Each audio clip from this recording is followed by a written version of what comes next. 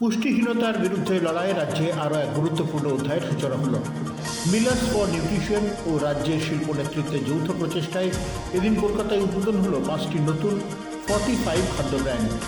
এই যে প্রোগ্রামটা অর্গানাইজ করেছি এটা হচ্ছে ফর্টিফাইড রাইস এবং ফর্টিফাইড আটা কমার্শিয়াল রিটেল মার্কেটে পপুলারাইজ করার জন্য কিছু মিলার্সদের সঙ্গে কাজ করে আমরা তাদের যে সমস্ত ওপেন মার্কেটে যে ব্র্যান্ডগুলো লঞ্চ হয়েছে তার একটা লঞ্চ প্রোগ্রাম এটা।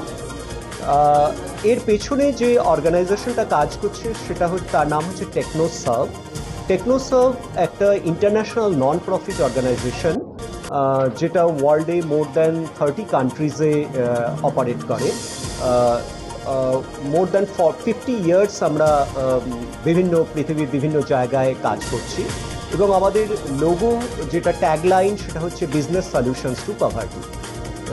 সো নিউট্রিশনে আমরা যে কাজ করছি তার ডাইরেক্ট ইম্প্যাক্ট হচ্ছে সমাজের সবচেয়ে যারা ভালনারেবল সেকশন তারা হচ্ছে সবচেয়ে ইম্প্যাক্টেড এই ম্যালনিউট্রিশনে, এবং সুতরাং তারা যখন নিউট্রিশাস খাবার পাচ্ছে তাদের যে প্রোডাক্টিভিটি সেটা ডাইরেক্টলি তাদের নিজেদের জীবন এবং ওভারঅল কান্ট্রির যে ইকোনমি সেটাকেও ইম্প্যাক্ট করছে।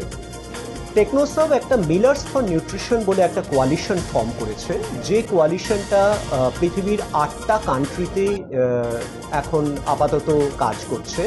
তার মধ্যে এশিয়াতে চারটে কান্ট্রি আছে, ইন্ডিয়া, পাকিস্তান, বাংলাদেশ, ইন্দোনেশিয়া, এবং আফ্রিকাতে কেনিয়া, তানজানিয়া, ইথিওপিয়া এবং নাইজেরিয়া।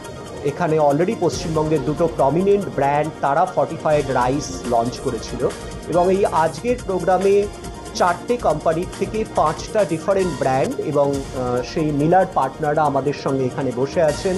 তারা হয়তো পরবর্তীকালে আপনাদের যে কোয়েশ্চেন আছে সেগুলো উত্তর দিতে পারবেন।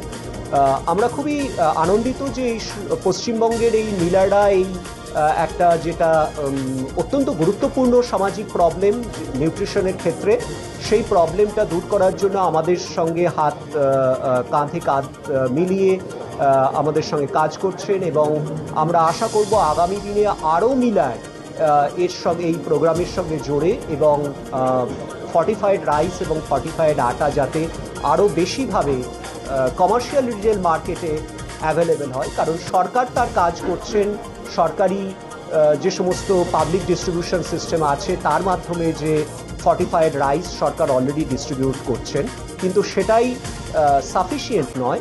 কারণ যারা পাবলিক ডিস্ট্রিবিউশন স্কিমের মাধ্যমে যে সমস্ত রেশন যারা নিচ্ছেন না, তাদের জন্যও কীভাবে এই ফর্টিফাইড রাইস এবং আটা যেটা অ্যাভেলেবেল হয় তার উপর আমরা এটা মোস্টলি ফোকাস করছি। আপনারা দেখছেন পজিটিভ বার্তা platform. Think positive, be positive.